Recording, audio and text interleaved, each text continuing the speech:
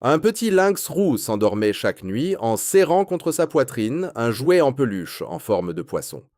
Non pas parce qu'elle avait besoin de réconfort comme un animal de compagnie, mais parce qu'à un moment donné, cet objet était devenu sa seule sensation de sécurité dans un monde qui lui avait déjà pris bien trop. Le personnel pensait que le poisson était simplement une source étrange de confort face à un début difficile, mais au fil des jours, ce lien ne fit que s'approfondir. Elle ne mangeait pas à moins que le jouet ne soit à ses côtés. Elle ne dormait pas sans le sentir contre sa poitrine. Et ce que signifiait réellement cet objet laissait tout le monde se demander où son histoire avait vraiment commencé et comment elle se finirait. Avant de commencer, appuyez sur le bouton j'aime. Et assurez-vous de vous abonner si ce n'est pas déjà fait, et activez la cloche de notification pour ne manquer aucune nouvelle histoire. La première chose qu'ils remarquèrent de chez le bébé lynx ne fut pas la taille de ses pattes ou la couleur sombre de ses oreilles. Ce fut le jouet. Elle arriva au centre de sauvetage de la faune de Blue Creek, dans l'ouest de la Caroline du Nord, un soir froid et pluvieux de fin octobre, enveloppée dans une veste en flanelle décolorée appartenant à l'homme qui l'avait amenée. C'était un homme nommé Travis Boone, d'une petite ville près d'Asheville. Il l'avait trouvé près du bord d'une route de service, après qu'une tempête eût renversé une partie d'un vieux bosquet. Il raconta à l'équipe d'admission qu'il avait presque roulé sans la voir, et pensant qu'elle n'était qu'un amas de feuilles mouillées jusqu'à ce qu'elle relève la tête. Ce qui le fit s'arrêter complètement, c'était la vue d'un tout petit bébé lynx traînant un poisson en peluche presque 2 fois plus grand que lui à travers la boue. Le jouet avait été jaune. Cela était évident, mais la pluie, la terre et une utilisation rude l'avaient estompé en un jaune terne, décoloré. Un des yeux cousus manquait. La queue avait été mâchouillée en un trou, puis cousue maladroitement à la main avec du fil blanc ordinaire. Le tissu était usé à plat à certains endroits où il avait été tenu encore et encore. Même trempé, le bébé ne voulait pas le lâcher. Travis avait essayé de lui prendre le poisson assez longtemps pour l'enrouler dans sa veste en toute sécurité. Elle avait émis un son faible dans la gorge. Le puits avait serré ses 2 pattes avant autour avec une force surprenante. Alors, il avait pris les deux.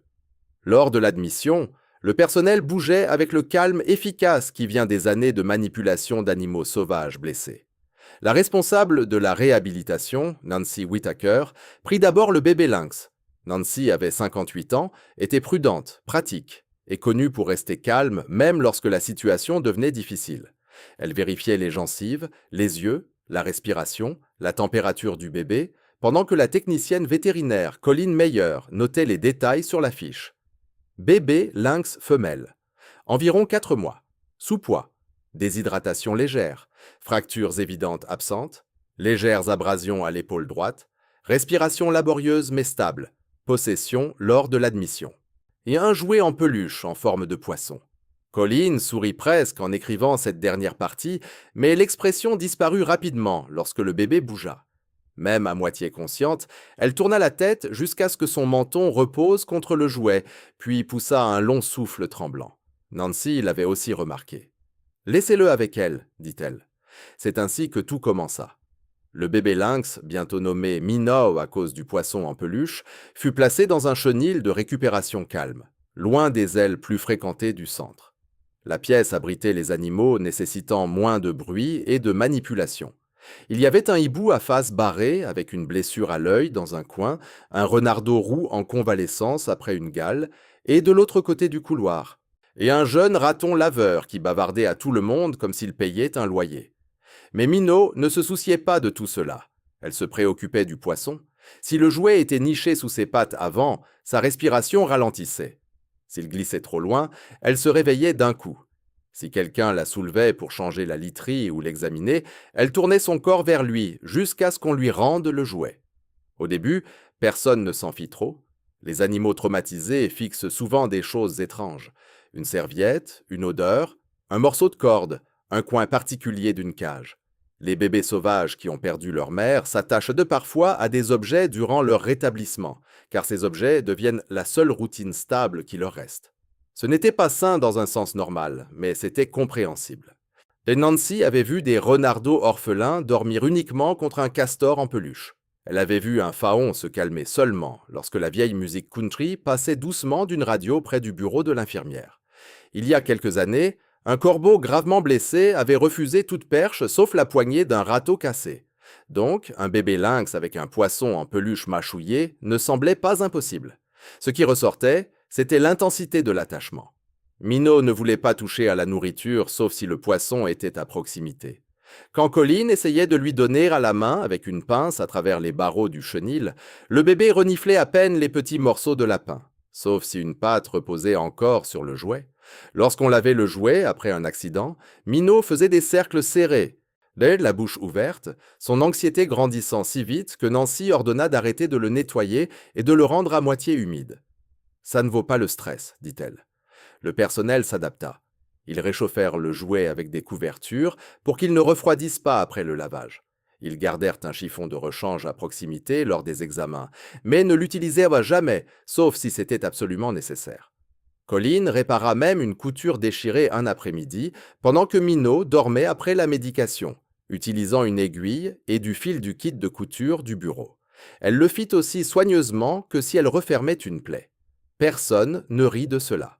Dès la 2e semaine, le centre s'était adapté au rythme du bébé lynx. Elle était encore faible, toujours sous poids, mais elle avait commencé à mieux manger.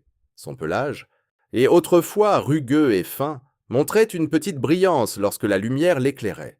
Certains soirs, après la médication et la nourriture, elle avait de courtes périodes de jeu. Elle sautait sur des ombres. Elle frappait une bande de jute suspendue.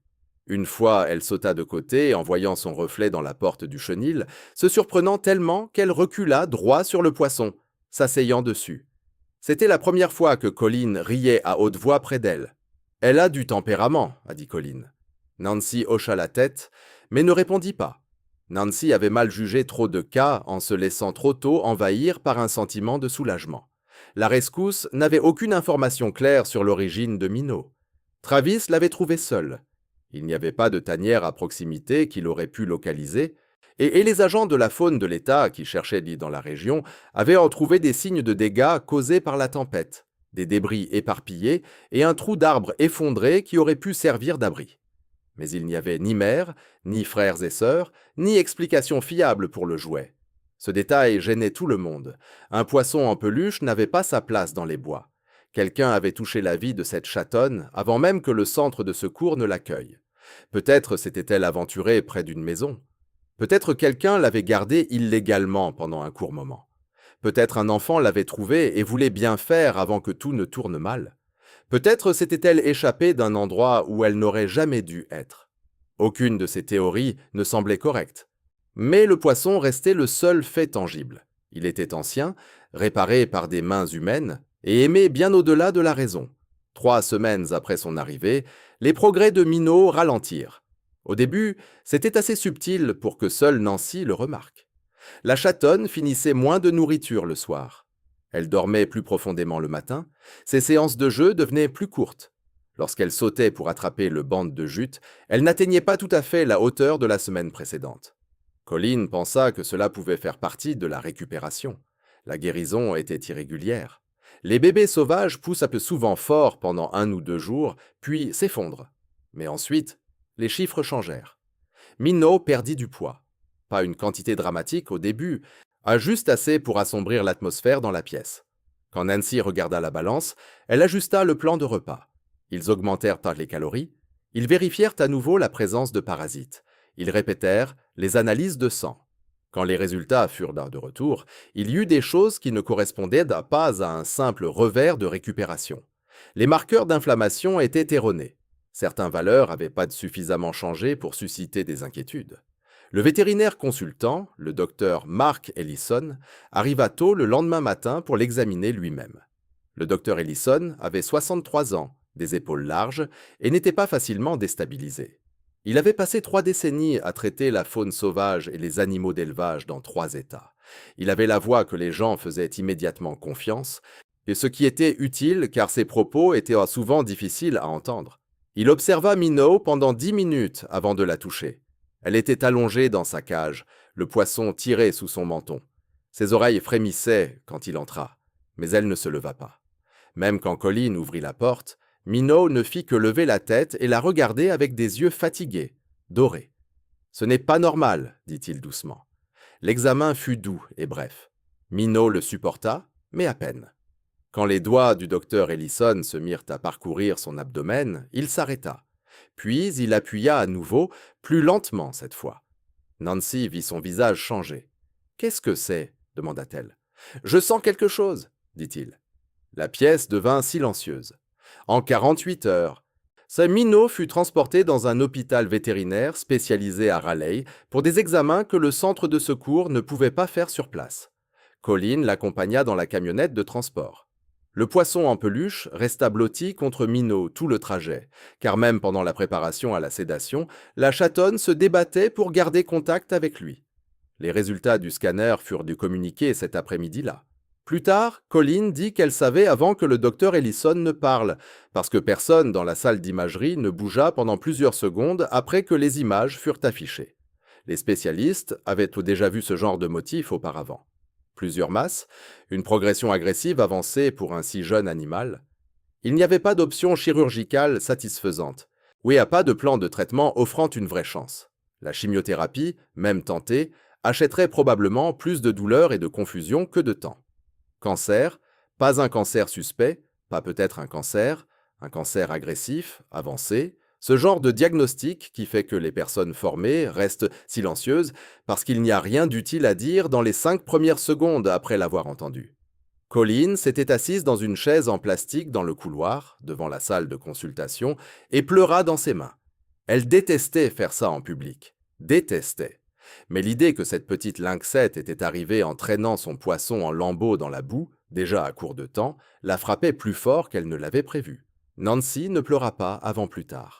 À l'hôpital, le docteur Ellison posa les questions qu'il fallait poser. Une intervention pouvait-elle réduire la masse tumorale? Pas de manière significative. La douleur pouvait-elle être gérée? Probablement pour un petit moment. Y avait-il un argument éthique en faveur d'un traitement agressif? Les spécialistes ne pensaient pas. La maladie était déjà trop avancée. Insister fortement signifierait un transport répété, une contention répétée, des procédures invasives, la peur, la nausée, l'isolement pour un animal qui comprenait à peine pourquoi elle souffrait. Alors, le focus changea ce jour-là. Plus de discussions sur la libération, plus de planification pour une réintroduction éventuelle, plus de faire semblant que c'était une histoire de réhabilitation menant à une fin triomphante dans les montagnes. Cela devint de l'hospice, la garder confortable. La garder calme, la laisser manger ce qu'elle voulait quand elle voulait, limiter la manipulation, gérer la douleur, lui donner du calme, lui donner de la dignité, lui donner le poisson. Le trajet de retour vers Blue Creek sembla bien plus long que celui vers la sortie. Minot dormit la plupart du trajet, sédatée et chaude sous des couvertures. Chaque fois que la camionnette ralentissait ou rencontrait un trou, Colin vérifiait la caisse à travers le filet.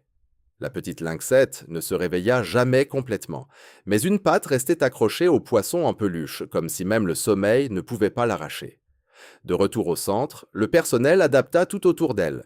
Ils déplacèrent sa cage dans la plus petite salle de rétablissement à l'arrière du bâtiment où le passage était faible. Ils ajoutèrent un lit plus épais et un disque chauffant sous les couvertures. Son calendrier de médicaments changea, la nourriture aussi. Parce que les calories comptaient plus que les règles maintenant, le docteur Ellison approuva des options plus riches. Poulet cuit mollement, lapin, un peu de foie, bouillon sur de la viande hachée pour maintenir l'hydratation. Parfois, Minot mangeait bien, parfois elle léchait simplement le bouillon, puis se rabattait de nouveau autour du poisson. Le jouet devenait encore plus important à mesure que la maladie progressait. Le stress rendait sa respiration peu profonde et rapide, la douleur la rendait agitée. Mais si Colin ou Nancy repositionnaient le poisson en peluche sous ses pattes, le chaton se calmait par étapes. D'abord, les épaules se relâchaient, puis la mâchoire se détendait, et puis les yeux se fermaient à moitié. Ce n'était pas de la magie. Cela n'arrêtait pas la maladie, mais cela lui donnait quelque chose vers quoi revenir. Et dans ces dernières semaines qui comptaient, la nouvelle se répandit discrètement parmi le personnel. Et des personnes qui ne passaient habituellement pas dans le couloir du hospice trouvaient des raisons de s'arrêter à la porte. Personne ne la bousculait. Personne ne la traitait comme une mascotte. Il faisait simplement un saut pour prendre de ses nouvelles. Le superviseur de maintenance fabriqua un écran de confidentialité en bois bas pour que la pièce paraisse moins exposée. Marlène, de la réception, apporta une vieille lampe avec une lumière jaune plus douce, car les néons au plafond étaient trop durs. Evan Price, l'un des volontaires conducteurs de transport, est offrit une petite machine à bruit blanc après avoir entendu Minot sursauter à chaque clic du loquet du chenil. Même Travis Boone, l'homme qu'il avait trouvé, revint un dimanche après-midi avec l'autorisation de rester dehors devant la pièce quelques minutes. Il n'était pas autorisé à interagir, car les règles de la faune sauvage sont ce qu'elles sont. Mais Nancy fit une exception pour qu'il puisse observer depuis la porte. Il enleva son chapeau et regarda le chaton allongé, avec son menton posé sur le poisson. « Ce jouet est toujours avec elle, dit-il. « Il reste avec elle, répondit Nancy. Il acquiesça d'un seul mouvement, les yeux fixés sur Minot, puis remit son chapeau et partit sans rien dire d'autre. À mesure que novembre devenait plus froid, Minot déclina. La perte de poids devint visible, et peu importe la façon dont les couvertures étaient soigneusement disposées. Ses hanches s'affinèrent. Son énergie disparut presque totalement. Par les matins meilleurs, elle pouvait encore se lever, faire un tour, et choisir un nouvel endroit pour dormir. Par les matins plus difficiles, elle levait à peine la tête. Les moments où le poisson glissait de ses pattes devinrent plus fréquents, non pas parce qu'elle voulait qu'il parte, mais parce qu'elle n'avait pas toujours la force de le retenir. Ce furent les moments les plus difficiles. Colleen entrait et voyait le jouet à 15 centimètres de sa poitrine, pendant que Minot le regardait, trop fatigué pour le ramener vers elle. Alors, Colleen enfilait des gants, ouvrait le chenil et le remettait en place. Chaque fois, le lynx reposait une patte sur le jouet, comme quelqu'un qui attrape une main dans l'obscurité. Tard un soir, après avoir terminé sa ronde, Colleen resta assise par terre devant le chenil plus longtemps qu'elle ne l'aurait dû. Nancy la trouva là, avec sa planchette encore posée sur ses genoux. « Tu veux une minute ?» demanda Nancy. Colleen laissa échapper un petit rire amer. « J'ai besoin d'un nouveau boulot où les écureuils me crient dessus et personne ne meurt jeune. » Nancy s'appuya contre le mur à côté d'elle. « Ça ne durerait pas une semaine. »« C'est si mauvais que ça. Tu manquerais cet endroit en 2 jours et probablement que les écureuils mourraient quand même. » Colleen regarda à travers les barreaux vers Minot. « Tu t'y habitues jamais à cette partie ?» Nancy prit son temps pour répondre. « Non, dit-elle. Et quiconque dit le contraire ne devrait plus le faire. » Pendant un moment, elles restèrent assises sans parler. Minot dormait le visage niché contre le poisson. Sa respiration était irrégulière, mais paisible. « Je ne cesse de penser à celui qui a réparé cette couture, dit enfin Colleen. Quelqu'un s'était soucié d'elle avant, ou du moins, il s'était assez soucié pour réparer le jouet. » Nancy croisa les bras. Peut-être un enfant, peut-être quelqu'un qui n'aurait pas dû l'avoir, peut-être quelqu'un qui l'a perdue avant qu'on ne la trouve, ça ne change rien à ce qu'on fait maintenant. Je sais, mais ça explique quelque chose. Colleen la regarda. Elle avait appris tôt que lorsque tout le reste changeait, Nancy disait que ce poisson-là ne changeait pas. Cette phrase resta avec Colleen pendant des années. Aux 2e semaine de décembre, le docteur Ellison annonça à l'équipe ce qu'ils savaient déjà. Ils étaient proches. La médication contre la douleur de Minot fut encore augmentée. Elle ne montrait plus d'intérêt pour les jouets suspendus au mur du chenil. Elle ne réagissait plus au ululement de la chouette dans la pièce voisine. Son appétit s'était réduit à quelques bouchées à la fois.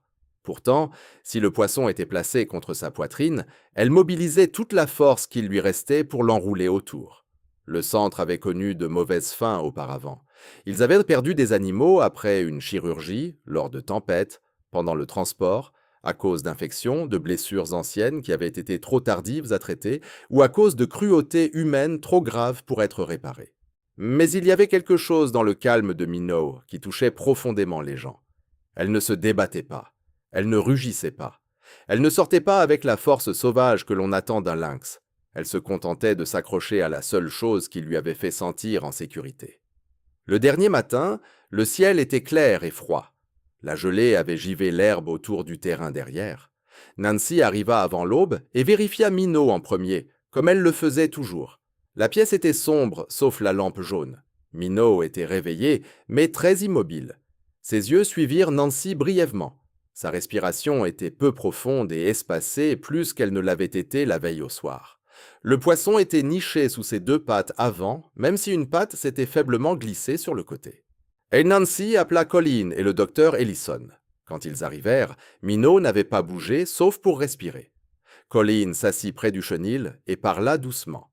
Pas parce qu'elle croyait que le lynx comprenait les mots comme un animal de compagnie, mais parce que le ton comptait et que le calme comptait aussi, et qu'il n'y avait aucune raison que la pièce soit silencieuse si le silence semblait wrong. Le docteur Ellison l'examina à travers l'ouverture avec la douceur la plus délicate qu'il possédait. « Elle part, dit-il. Personne ne demanda s'il fallait intervenir davantage. La question avait déjà été tranchée par les semaines derrière eux. Plus d'aiguilles, plus de contention, plus de peur ne serait-il pas pour Minot. Ce serait pour les humains qui haïssèrent de lâcher prise. Alors, ils restèrent. Nancy posa une main contre la porte du chenil. Colleen continua à parler doucement de choses sans importance. Le temps, les oiseaux dehors. Comment Ben n'avait toujours pas réparé la machine à café de la salle de pause. Petite chosette, chose peu de choses ordinaires, comme si le monde dehors, cette pièce fonctionnait encore selon un horaire et le ferait toujours. Minot ralentit à nouveau sa respiration, puis ralentit encore. Sa tête s'adossa plus complètement contre le poisson en peluche. Une oreille se remua.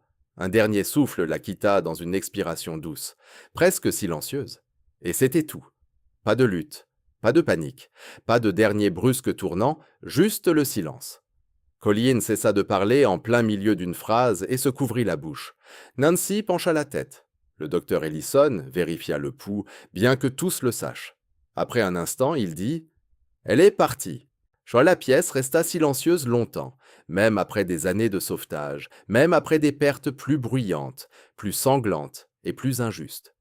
Nancy dirait plus tard que le silence après la mort de Minot semblait exceptionnellement lourd. Pas dramatique, pas théâtral, juste lourd, comme si toutes les petites routines que le personnel avait bâties autour de cet animal blessé n'avaient dit soudain plus de lieu où aller. Il y avait encore des tournées à faire. D'autres animaux avaient encore besoin de médicaments.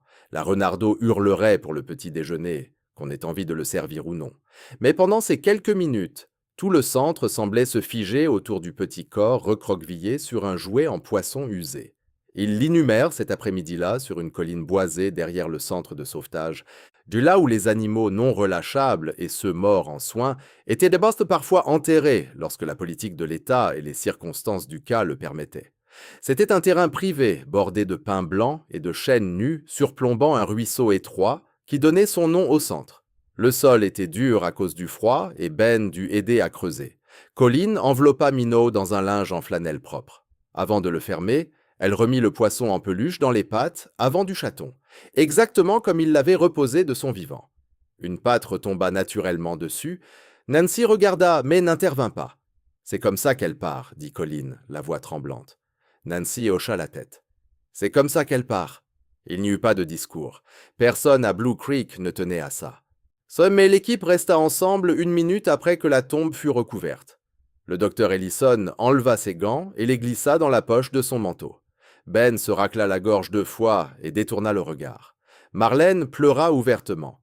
Travis avait envoyé des fleurs du magasin d'épicerie en ville, des œillets blancs simples attachés avec de la ficelle, et elles furent déposées sur la terre fraîche. En revenant vers le bâtiment, Colleen resta un peu plus longtemps.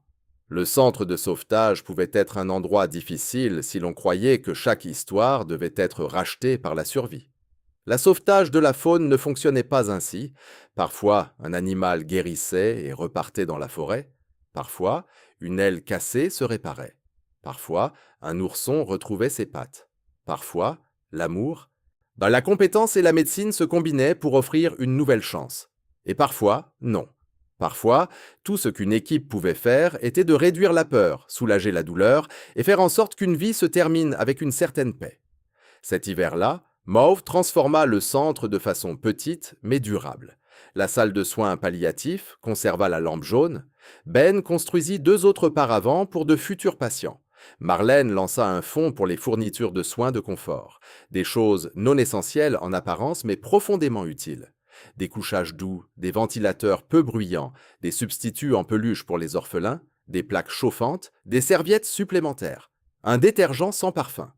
Colleen garda en photo un jouet en poisson jaune usé, à glisser dans l'arrière de son casier pendant des années. Elle disait que cela lui rappelait que le confort n'était pas un luxe dans le travail avec la faune sauvage. C'était une partie du métier, pas la partie glamour, pas celle que l'on mettait dans les brochures de collecte de fonds, mais une des plus sincères. Quant à Nancy, elle ajouta une ligne à la formation qu'elle donnait aux nouveaux bénévoles. Quand des animaux effrayés s'attachent à quelque chose d'inoffensif, ne pas le rejeter trop rapidement. Parfois, l'objet n'est pas qu'un simple objet. Parfois, c'est le seul pont entre la terreur et le repos. S'il ne cause aucun mal, respectez-le. Personne n'a jamais résolu tout le mystère du passé de Minot. Les officiers de l'État n'ont jamais trouvé l'endroit d'où elle venait. Aucune famille ne s'est manifestée pour un bébé lynx perdu. Et aucun enfant n'a appelé pour demander un jouet en poisson disparu. L'histoire avant la tempête resta inachevée. Mais la fin, elle, ne l'était pas. En fin de compte, un petit animal sauvage dans un centre de sauvetage américain n'a pas été contraint de mourir dans la peur. Elle n'a pas été dépouillée de cette seule chose qui la stabilisait. Elle n'a pas été traitée comme un problème à gérer jusqu'à ce que le temps soit écoulé. Elle a été tenue de la seule manière que permettait sa vie, par la distance, le soin, la routine, la médecine et le respect. Et quand le moment est venu, elle est partie de la même façon qu'elle avait essayé de survivre, avec ce poisson en peluche usé fermement pressé contre elle.